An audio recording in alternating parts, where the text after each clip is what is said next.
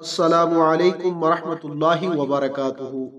ناظرین، اگر آپ ہمارے چینل پر نئے ہیں تو جلدی سے ہمارے چینل کو سبسکرائب کر لیں اور ساتھ میں لگے بیل کے آئیکن کو ضرور پریس کریں تاکہ ہماری آنے والی ہر نئی ویڈیو کا نوٹیفیکیشن آپ کو بآسانی مل سکے۔ چلتے ہیں آج کے عنوان کی طرف۔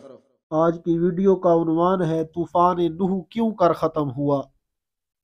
جب حضرت نوح علیہ السلام کی کشتی جودی پہاڑ پر پہنچ کر ٹھہر گئی اور سب کفار غرق ہو کر فنا ہو چکے تو اللہ تعالیٰ نے زمین کو حکم دیا کہ اے زمین، جتنا پانی تجھ سے چشموں کی صورت میں نکلا ہے تو ان سب پانیوں کو پی لے، اور اے آسمان، تو اپنی بارش بند کر دے۔ چنانچہ پانی گھٹنا شروع ہو گیا اور طوفان ختم ہو گیا۔ پھر اللہ تعالیٰ نے حضرت نوح علیہ السلام کو حکم دیا کہ اے نوح علیہ السلام، آپ کشتی سے اتر جائیے۔ اللہ عز و جل کی طرف سے سلامتی اور برکتیں آپ علیہ السلام پر ہیں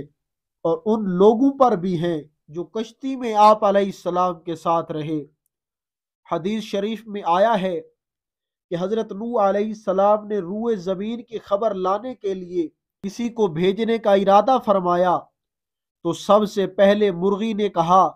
کہ میں روح زمین کی خبر لاؤں گی، تو آپ علیہ السلام نے اس کو پکڑ لیا اور اس کے بازوؤں پر مہر لگا کر فرمایا کہ تجھ پر میری مہر ہے، تو پرند ہوتے ہوئے بھی لمبی اڑان نہ اڑ سکے گی اور میری امت تجھ سے فائدہ اٹھائے گی۔ پھر آپ علیہ السلام نے کوے کو بھیجا تو ایک مردار دیکھ کر اس پر گر پڑا اور واپس نہیں آیا، تو آپ علیہ السلام نے اس پر لعنت فرما دی اور اس کے لیے بد دعا فرما دی کہ وہ ہمیشہ خوف میں مبتلا رہے۔ چنانچہ کوے کو حل و حرم میں کہیں بھی پناہ نہیں ہے۔ پھر آپ علیہ السلام نے کبوتر کو بھیجا تو وہ زمین پر نہیں اترا بلکہ ملکہ سبا سے زیتون کی ایک پتی چونچ میں لے کر آ گیا، تو آپ علیہ السلام نے فرمایا کہ تم زمین پر نہیں اترے، اس لیے پھر جاؤ اور روح زمین کی خبر لاؤ۔ تو کبوتر دوبارہ روانہ ہوا اور مکہ مکرمہ میں حرم کعبہ کی زمین پر اتر پڑا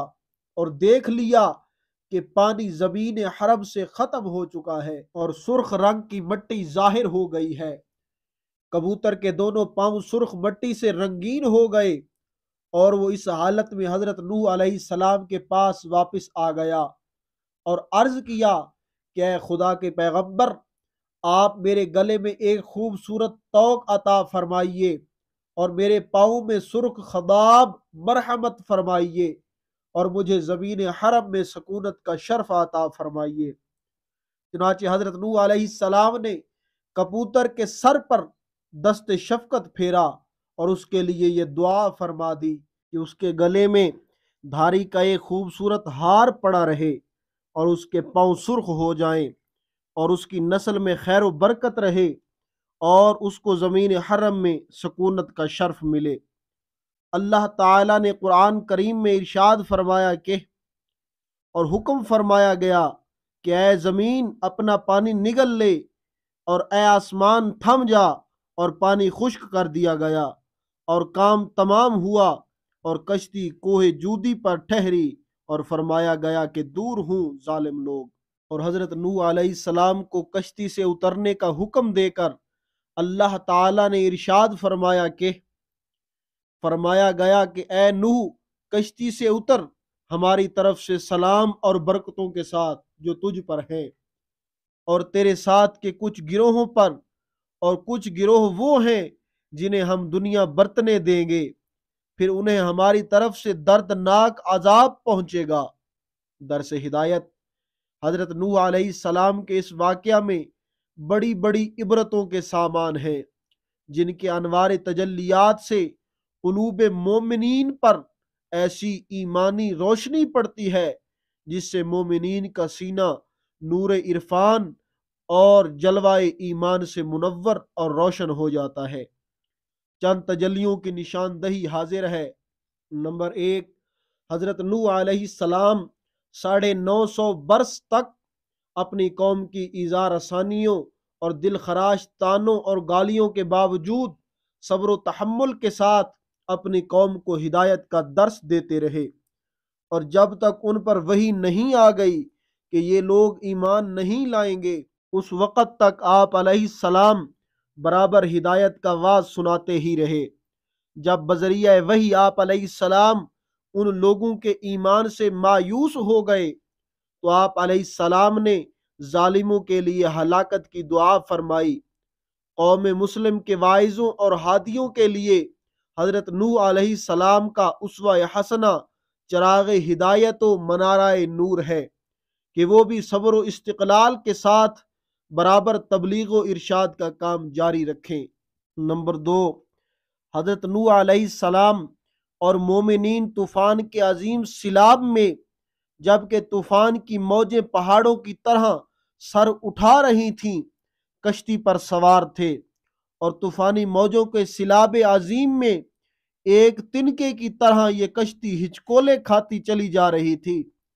مگر حضرت نوح علیہ السلام اور مومنین توکل کی ایسی منزل بلند میں تھے کہ نہ ان لوگوں کو کوئی گھبراہٹ تھی نہ کوئی پریشانی۔ اس میں مومنین کے لیے یہ ہدایت ہے کہ بڑی سے بڑی مصیبت کے وقت بھی مومنین کو اللہ تعالی پر بھروسہ رکھ کر مطمئن رہنا چاہیے۔ نمبر 3، حضرت نوح علیہ السلام کا بیٹا کنعان کافر تھا۔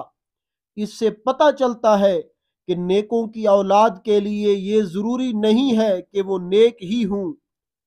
اور بروں کی اولاد اچھی اور اچھوں کی اولاد بری ہو سکتی ہے۔ یہ خداوند تعالیٰ کی مشیت اور مرضی پر موقوف ہے، وہ جس کو چاہے اچھا بنا دے اور جس کو چاہے برا بنا دے۔ واللہ تعالی اعلم۔ خوش رہیں اور خوشیاں بانٹتے رہیں۔ اگر آپ کو ہماری یہ ویڈیو اچھی لگی ہے تو اسے لائک، کومنٹ اور دوستوں کے ساتھ شیئر کیجئے، اور اگر ابھی تک آپ نے ہمارے چینل کو سبسکرائب نہیں کیا تو ہمارے چینل کو سبسکرائب کر لیجئے، اور مجھے اجازت دیجئے اگلی ویڈیو تک کے لیے اللہ حافظ۔